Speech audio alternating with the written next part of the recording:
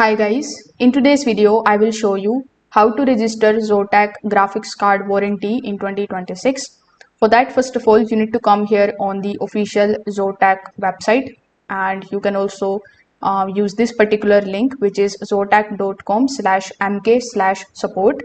Now when you are over here in this particular page, you just have to scroll down and first of all select your product. After selecting your product, you just have to fill out these details and click on the option of view results. On the next page, you will be asked to create your Zotac account. So you just have to do that by providing your email address and by creating a strong password for your account. So when you log in into your Zotac account, you just have to start entering your graphic cards detail.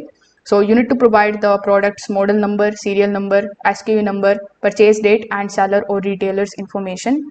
Now for warranty validations, you need to also upload your purchase invoice or receipt.